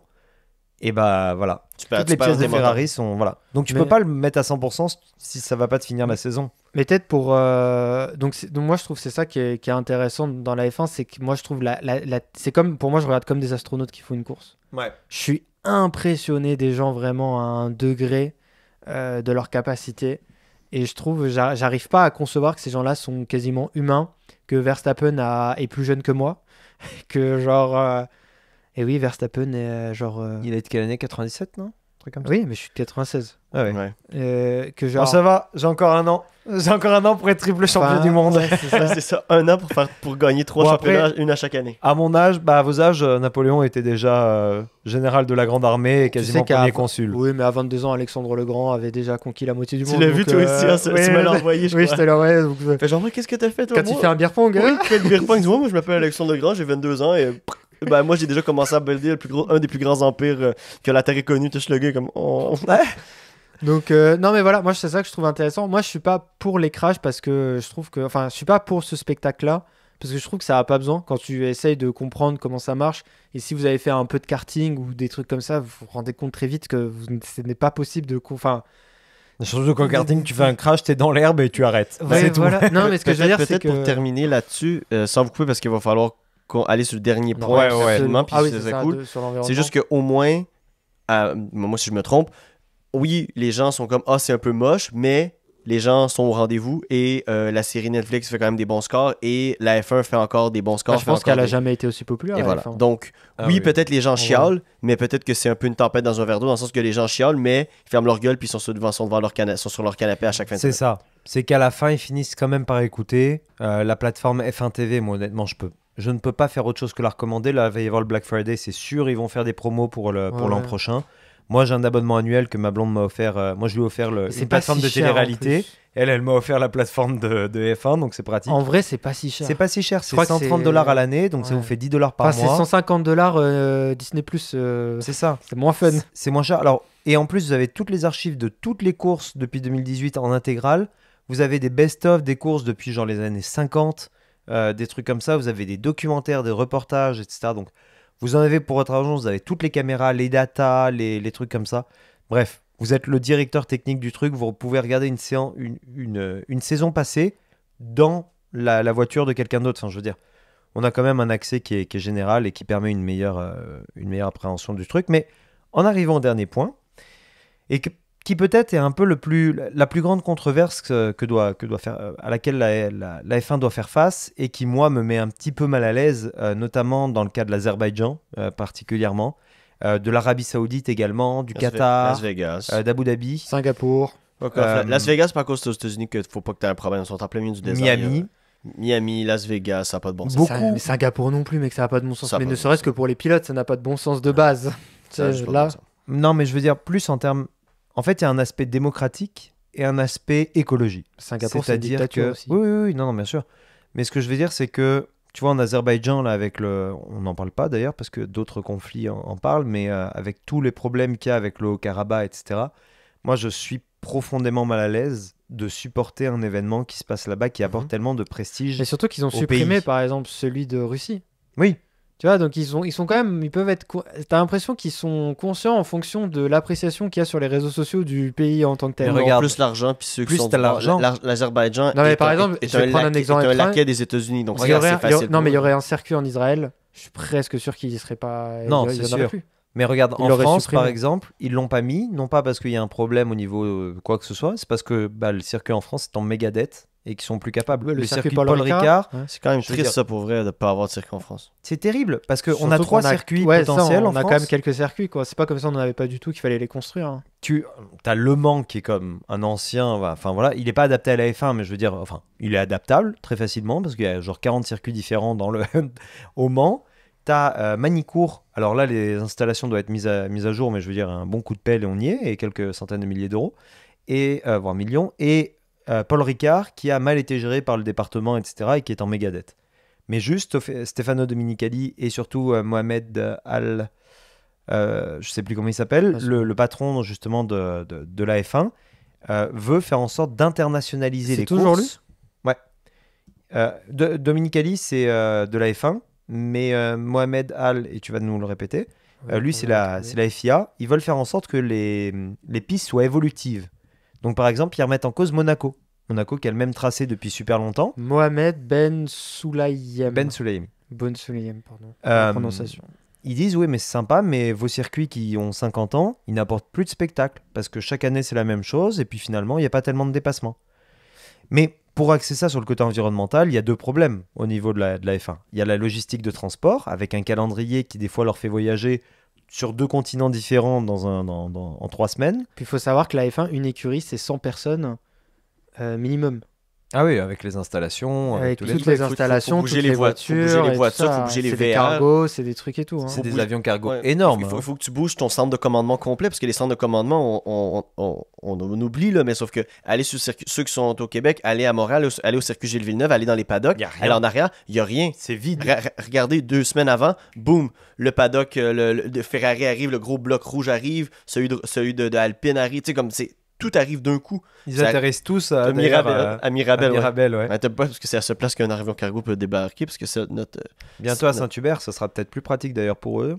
Ouais, mais bon, ça règle Eh pas oui, le problème. mais Ça règle pas le problème dans de tous la les pollution. cas, mais- ne serait-ce que même quand ils sont pas sur des continents différents, ou presque, quand tu vois il y a 2 semaines c'était Brésil, cette semaine c'est Las Vegas, dans 2 semaines c'est Abu Dhabi, La semaine prochaine à Abu Dhabi. même. Genre, la semaine prochaine Abu Dhabi, c'est... À quel point il pourrait avoir, parce que à quel point il pourrait avoir des changements de base, genre les paddocks sont construits et dans le sens qu'il n'y a pas de comment je peux dire on construit la bâtisse de commandement déjà faite, tout est déjà fait, ils ne viennent que un peu comme les visiteurs au hockey, dans le sens que Mm. Monza, comme au soccer, comme dans tous les sports en c'est fait ça, ben, internationaux. la à plupart du temps. Monza en Italie, super cool. Ferrari, son paddock, mettez la gomme, genre mettez vos belles Ouais. affaires Ferrari.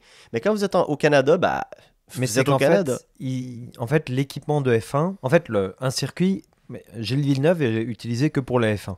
Mais un circuit comme Monza, un circuit comme le Red Bull Ring, un circuit comme voilà, sont utilisés aussi bien pour le GT, ils sont utilisés GT. pour la moto, GT, Oui, j'étais. c'est ça. C'est quoi? Tous les trucs de... alors j'ai Gran Turismo en tête là, mais je pense pas que c'est le mot. Donc c'est les grosses voitures avec les énormes ailerons là. C'est comme la voiture de sécurité. D'accord, ok. Tu vois, ce type de voiture. Tu as la moto. En fait, le Red Bull Ring, d'ailleurs, a été modifié par rapport pour la moto. C'est pour ça que les track limits étaient si importantes cette année. Et en fait, chaque Ça veut type... dire Gran Turismo GT. Gran Turismo, bon bah voilà. C'est bon. Grand Tourisme en français. Et ont besoin de leur équipement personnel. Et en fait, tu loues le circuit pendant une certaine... En fait, tu loues... Les contrats sont très compliqués. Mais donc, l'équipement qui est bon en F1 va pas être bon en moto, va pas être bon dans tous les trucs, parce que je te prends par exemple le Gran Turismo, le changement de pneus est très différent. Tu vois, tu dois arrêter la voiture, tes techniciens vont passer de l'autre côté, ils vont changer les pneus eux-mêmes, etc. Tu peux même réparer la bagnole en plein Grand Prix. Donc ça, c'est quand même exceptionnel. Tu peux changer des suspensions, etc. Ouais, mais ça reste que les paddocks, c'est des garages. Un garage, c'est un garage. C'est Et non, parce que- une boîte carrée, là. Non, oui. Alors, la boîte, oui, mais tout l'équipement qui est à l'intérieur, l'informatique, les pistolets, les trucs comme ça, sont adaptés pour chaque... Enfin, sont différents pour chaque truc. Et à la fin, c'est aussi ton IP. Parce que tu es obligé... ta protection intellectuelle. Ouais. Tu es obligé d'avoir tes propres équipements, tu vois. Tous se ressemblent, mais tous ont des systèmes très différents de fonctionnement et c'est là où le financement d'une écurie change beaucoup. Entre Mercedes et Haas, ils n'ont pas les mêmes installations. Et tu veux pas partager les données, tu veux pas partager les mêmes équipements. C'est ça, je pense qu'il y a il y a malheureusement une dualité dans le sens que il va falloir que la F1 fasse quelque chose pour être pas peut-être carbonate ou montrer c'est l'objectif 2030, ouais. montrer qu'elle fait sa part pour l'environnement parce qu'on s'entend là. La F1 est un peu aussi on regarde ça, oui, ça pollue beaucoup, mais sauf que on peut parler, si on parle de choses qui polluent beaucoup, il y a peut-être d'autres choses aussi dans le sens que la NASCAR aux États-Unis, ils sont tout seuls, ils font à peu près 800 courses par année, eux autres il y a 46 chars sur la piste, c'est dégueulasse là, genre c'est encore pire que la F1, les voitures de F1, c'est sûr que c'est l'installation en tant que telle aussi, puis moi je pense qu'en ce moment ils veulent que ça soit plus international, mais sauf que ça vient avec un prix. Exact. Et aller à des places un grand comme... prix? Oui. Ça vient... Putain, en plus, lui, c'est pour faire tomber son verre. Ça vient avec un prix quand même assez fort. C'est, tu veux t'intersonnaliser, donc les gens qui vont vouloir participer, c'est des gens qui veulent aussi se monter sur la scène internationale. Donc, dans l'Arabie Saoudite, essaie de se créer un capital politique, un faux capital politique énorme en ce moment en essayant de... Mais c'est ça, exactement. Genre, c'est les sponsors Aramco, etc. Toutes ces pétromonarchies-là qui... Petronas qui sont... C'est Petronas, c'est le principal sponsor. Dans ma tête, c'est le principal, vu comme il est marqué en énorme sur la tenue. C'est pas le principal. De Mercedes. Ceux qui payent le plus pour avoir sur leur chandail. Moi, je me dis, c'est quand même plus il est gros, c'est logique, plus il est gros, plus il est cher, du coup. Le plus gros sponsor du Canadien, c'est pas Bell. Ils ont juste donné plus d'argent pour avoir leur nom sur le centre. C'est RBC? Je sais même pas. Ça doit être Molson encore. Molson donne le plus d'argent, finance pour sa propre... Anyway. Tout ça pour dire que oui, je vois pas les... Je pense que oui, on peut en parler comme ça, mais sauf qu'il faut vraiment qu'ils trouvent une façon de... Tu me parles de tout ça, c'est des problèmes, mais sauf que c'est des... C'est technique, donc ça veut dire que ça se règle. Oui, dans le sens que tout pourrait se régler, dans le sens que... est-ce qu'on est obligé de bouger des trucs? Est-ce qu'on peut... Pour des affaires, dans le sens que... Est-ce qu'on peut essayer de... mettre pour admettons, je sais pas moi, les pistolets, est-ce que ça pourrait être des pas des biens, mais genre des embouts interchangeables. C'est ça, c'est ça, des plugs interchangeables pour les pneus, pour qu'on puisse avoir un pistolet pour la moto et pour la voiture pareil. Dans le sens que, oui, c'est le fun d'avoir ton propre, mais sauf qu'à un moment donné, je sais pas, genre... Moi, j'aurais une dernière question peut-être pour clore après, parce qu'on arrive à la fin. C'est de... Moi, je me pose la question, c'est quoi vos ressentis par rapport au fait que on est quand même en pleine crise climatique assurée. Faut arrêter le pétrole, faut réduire les énergies fossiles à maximum, etc. Et un des sports, que là ça fait 1 heure qu'on en parle, mais qui est glorifié actuellement, c'est un sport automobile, tu vois. Et oui, on pourra me dire, oui, mais la F1, ça pollue peut-être pas tant que ça en tant que tel, pas plus qu'une Coupe du Monde, etc. Oui, mais reste que dans le symbole, ça glorifie les voitures, tu vois. Reste que ça glorifie la vitesse, et reste que ça glorifie toute tu sais, c'est des monoplaces, etc. Et donc, tu sais, comment tu réponds à ça?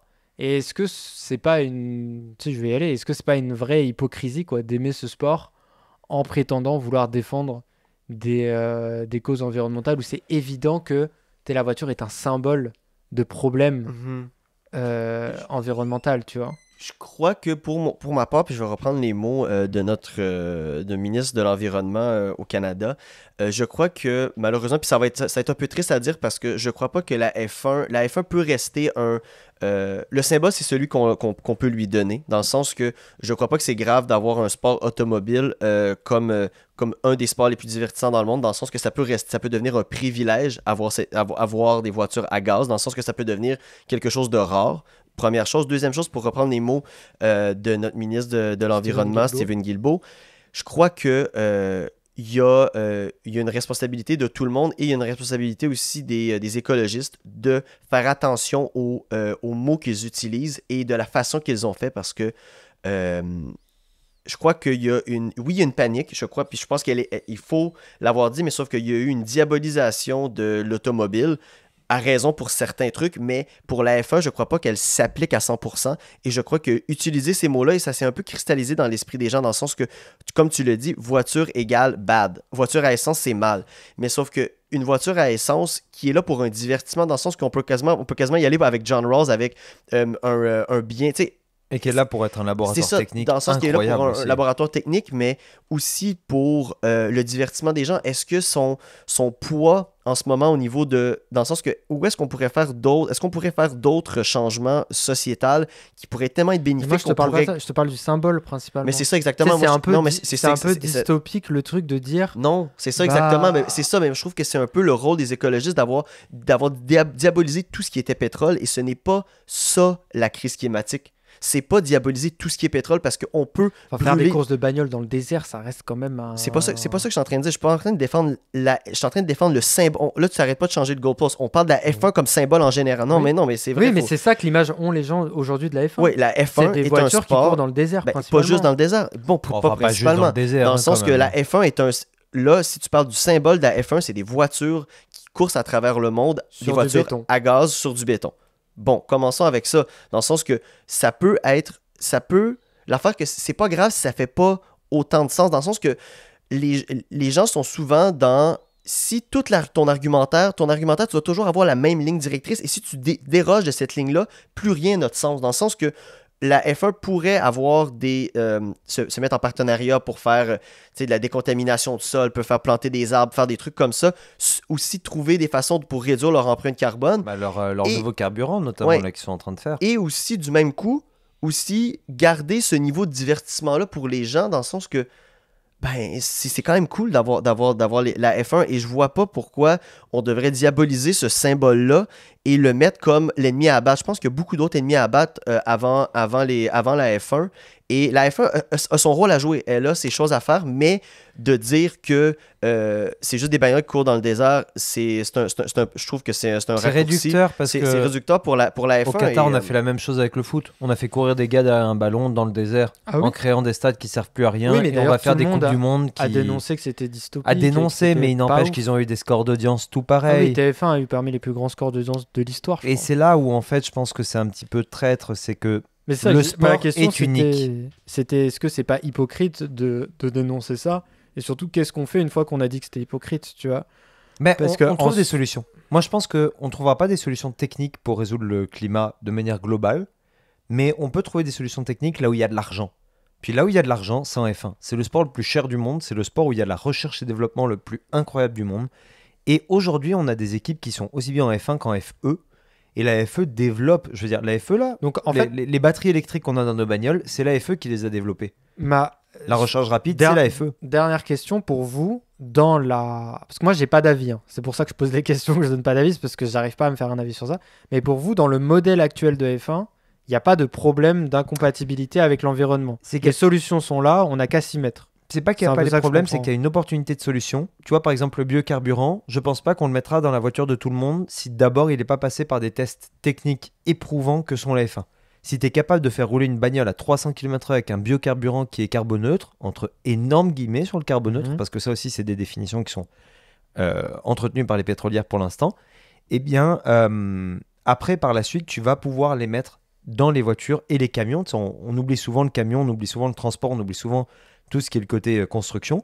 Tu vas pouvoir mettre ce carburant après dans les moteurs conventionnels. Enfin, ça fait pas comme l'aviation, tu sais, où par exemple l'aviation, il y a quand même un énorme greenwashing qui est en train de se faire, et d'ailleurs ils ont été sanctionnés par l'Union Européenne, je crois, pour dire qu'ils n'avaient plus le droit d'utiliser des termes carboneutres ou je sais pas quoi, parce que c'est pas vrai qu'ils utilisent ce genre de trucs.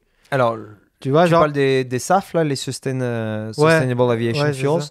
Ça, le problème, c'est qu'en fait, il n'y a pas de norme encore qui est imposée sur qu'est-ce que c'est le SAF. Parce que le SAF canadien n'est pas pareil que le SAF américain. Donc ça, il faut le mettre, voilà. Mais je pense que oui, il faut mettre ces trucs-là en avant parce que la F1, c'est un prestige. Tu vois, pourquoi j'écoute la F1 par rapport au NASCAR, pourquoi je trouve que c'est pas un sport de papa un peu beauf, etc. Parce qu'il y a toute une question de standing. Il y a une question d'image. Et c'est pour ça que Miami a été aussi risible, pour ça que Las Vegas est aussi risible. C'est parce que les Américains sont, excusez-moi du terme, mais BS. Ils ne comprennent pas en fait le prestige qu'il y a autour de la F1. Ils ne le comprennent pas. Pour eux, ça doit être populaire. Alors que non, la F1, c'est un sport raffiné. Mhm. Les voitures sont élancées. Elles sont aérodynamiques, mais elles sont aussi pensées en termes de beauté. Tout leur design est pensé comme ça. L'image de marque est pensée comme ça. Pour ça qu'on vend que À l'époque, on vendait des casquettes, des t-shirts, ça s'arrêtait là. Maintenant, on commence à faire des manteaux, des hoodies, etc. parce qu'on a diversifié le public. Mais la merch en F1, ça n'a jamais été un truc avant justement que Fanatec, c'est le contrat et puis puisse l'emporter. Donc ouais, je pense que pour moi, ça doit être un laboratoire technique. Ça doit continuer à l'être. Grâce à la F1, on a eu beaucoup d'avancées en termes de sécurité routière. Tu sais, l'ABS, par exemple, sur les voitures, ça vient de la F1. Ça vient le fait de dire, on va arrêter de faire des blocages de roues. Les technologies de ceinture de sécurité qui font en sorte que ça arrête de t'écraser, de te comprimer, quasiment de te tuer à cause de la ceinture, ça vient de la F1 aussi. Et je pense qu'avec la F1, là, sur les volants, là. C'est comment ça s'appelle là, les palettes. Les palettes sur les volants aussi, que vous avez tous maintenant sur des volants, ça vient de la F1 aussi. C'est ça. Donc je pense que l'arrêter serait dommageable dans un premier temps. Et... Les freins aussi. Les freins... les freins à disque. Les freins à disque, c'est de la F1 aussi qui les a inventés. Je pense que arrêter la F1, ce serait hypocrite de notre part parce qu'on arrêterait un divertissement pour la population, pour les gens, sans se poser la vraie question de pourquoi les avions, en ce moment, pourquoi on peut pas... Tu sais, dans le sens que la F1 pollue énormément parce qu'il faut transporter via avion, cargo, des affaires. Pourquoi les avions sont pas... Pourquoi pas des avions électriques? Je sais pas c'est quoi le mot. Pourquoi pas des bateaux? C'est ça, pourquoi pas des bateaux? Dans le sens qu'il y a tellement de questions, il y a tellement de joueurs polluants qui vont pouvoir être bénéfiques pour les gens avant de dire que si on supprime la F1, on supprime la personne en haut. C'est comme si on couperait la tête du président d'une compagnie de pétrole, mais il vient de signer un contrat de 20 ans pour exploiter les sables bitumineux en Alberta, dans le sens que ça n'a aucun sens de tuer la F1 parce que peut-être ce qu'elle représente, puis peut-être les gens l'ont diabolisé, mais le symbole de la F1 ne devrait pas être « je suis le pinnacle de la pollution ». Rendons la F1 bonne, rendons la F1 carboneutre, rendons la F1 green, avec toute la chaîne de production, toute la chaîne de transport, verdissons-la. Genre, il est là, et en faisant ça, ben tu sais, parce qu'on s'entend, c'est le transport qui pollue, qui est une des choses qui pollue plus sur la planète, donc dont le transport de la F1, dans le sens que c'est un beau défi de pouvoir... Pour garder la F1, faisons les efforts nécessaires pour faire une transition verte. Électrifions nos transports, électrifions les affaires, essayons d'avoir... Mais tu vois, par exemple, la F1 Formule électrique, ça pollue plus que la F1 normale, presque. Il faut 2 bagnoles, donc ça fait 4 voitures par écurie, les batteries, les trucs, ça fait plus de transport, etc. Tu vois. Bon, après, mais il y a moins de courses. Mais il y a, bah oui. Parce que c'est aussi ça le problème. 24 courses par an, ça épuise les pilotes, ça épuise les moteurs, ça épuise tout le monde. Il y a une discussion à avoir à la F1. Ça empêche d'avoir des transports par bateau. Ça paraît con, mais le bateau, c'est pas une mauvaise option. Mais non. Quand tu fais un bon bateau, c'est pas terrible en termes d'environnement. Qu'est-ce qu'ils viennent de découvrir? Il y a eu des études il y a pas longtemps. Si tu mets un bateau, tu le fais aller à 3 nœuds et tu y rajoutes une voile, putain, il va aussi vite qu'un bateau à gaz, puis tu peux sauver 75% de fuel. Qui l'eût cru, les bateaux à voile? Mais c'est ça, mais quoi. On pense pas, mais tu sais, toutes les voitures qui sont ramenées de Chine vers le marché européen, vers le marché, elles sont pas amenées par avion. Elles sont amenées par bateau. Oui, par bateau, ouais. Donc le bateau est une option viable. Toujours. Si tu as pas un calendrier qui t'oblige à faire Las Vegas, Abu Dhabi en moins de 7 jours, en comptant l'installation, etc. T'as pas le choix que de passer par l'avion. C'est pas impossible. C'est 18 heures de vol face à combien? Ce serait genre 3 mois de bateau. C'est infaisable. Mais si tu as moins de courses, plus géolocalisées, tu fais pas genre Monza, Qatar. Tu fais genre Monza, Spa, allez, pourquoi pas Paul Ricard, Silverstone et Nürburgring peut-être un jour à nouveau. Quoique non, avec les F1. Là, en Amérique du Nord, ils ont pas fait n'importe quoi parce qu'ils ont fait Mexico, Brésil, Vegas. En vrai, mais ils auraient pu faire Austin et Miami Austin, en même temps. Bien avant, je sais. Et Montréal. Mais Montréal, c'est ça l'affaire, parce que l'affaire, c'est que Montréal, c'est toujours en juin, parce qu'en juin, il fait encore un peu frais, puis on n'est pas en train de mourir, mais bon. L'affaire, c'est que ils l'ont fait au Qatar. Hein. C'est ça. Ouais, mais sauf que l'affaire, c'est qu'au Qatar, ils l'ont pas fait la nuit. Ils l'ont fait la nuit. Mais tu commenceras pas à faire une course à Montréal la nuit, il n'y a pas d'installation pour. Il n'y a pas de lumière pour, malheureusement. Mais ça va, tu peux installer des projecteurs. Ça coûte cher. Déjà que le circuit Jules Villeneuve, il va pas... Là, ça fait quasiment 1h30, donc on va s'arrêter. On a les recommandations, c'est live. Ouais, exactement. Non, pour vrai, oui, on va y aller. Drive for Survive. Pidou, c'est toi qui étais en contrôle du podcast, donc termine à part si tu as une recommandation très particulière très vite, mais sinon... Moi, j'ai Rush, le film Rush, qui est vraiment... Ah oui, j'ai Ford versus Ferrari. Je l'ai pas vu encore. C'est génial. Alors attends, si on peut recommander aussi des films qui sont pas dans la F1, le film Gran Turismo, qui est sorti cette année. Ah ouais, c'est bien, avec Incroyable. Hooper là dedans. Ouais, moi je suis allé le voir avec mon petit frère. J'avais pas les sièges qui vibraient malheureusement, mais le film est bon. Alors c'est Ok. une pub de 2 heures, comme Barbie, comme voilà, comme beaucoup de films actuels. Comme Oppenheimer. Ah bon? Non, c'est une blague. Mais vraiment incroyable. Le jeu est cool. Les voitures, tu sais, ils ont filmé sur des voitures. En termes de technique cinéma, Ouais. c'est la première. Enfin, ils ont innové. Et Ok. tu sais, vous savez à quel point j'aime ça dans ce podcast quand on Mhm. innove dans le domaine des arts. C'est vraiment incroyable. En tant que nouveau sim racer depuis cette année, j'ai vraiment apprécié ce film parce qu'il nous a pris au sérieux, en fait. Et Mhm. c'est une histoire vraie. C'est vraiment un vrai Ouais, joueur je de sais, sim ouais. racing qui a été mis dans une voiture de GT, justement, et qui a gravi les échelons parce qu'il Mhm. était bon là-dedans, malgré son statut social, etc. Donc vraiment à voir, touchant, vraiment bien fait. Il retrace bien les accidents qu'il a vécu et qui ont valu la vie malheureusement d'une personne dans le public au Nürburgring notamment, là où il y a eu Niki Lauda, dans Rush notamment, qui a eu son accident quasiment mortel. Donc voilà. Ok. Donc toi, Ford Ouais. versus Ferrari. Ouais. Radi, non, de ton côté, pas de... Non, j'ai rien niveau voiture. Je suis pas Bah, quelqu'un qui écoute des films de voiture ni rien. Je pense que la F1 c'est vraiment Ouais, il n'y en a pas beaucoup non plus. Là, non, Oui, c'est hein. ça. Mais peut-être la série Disney, on verra. Chacun se fera son opinion. Puis nous, de notre côté, on va commencer à remballer. Ça fait vraiment plaisir. Ça faisait longtemps que je voulais qu'on fasse un petit podcast sur l'F1. On va le sortir là pour le dernier Grand Prix, Ouais. sûrement La semaine de l'année. Ouais. On fera peut-être un petit débrief en début d'année prochaine. Peut-être il y aura la nouvelle série Drive to Survive qui sortira en mars-avril. Donc ça pourra être vraiment, vraiment sympa. Ça a été un plaisir de parler avec vous, les gars. Pareillement. Et puis on va se retrouver la semaine prochaine pour un nouveau sujet. C'était Des bières et des bas. On vous embrasse, on vous respecte et on vous dit à la semaine prochaine. Bye. Salut.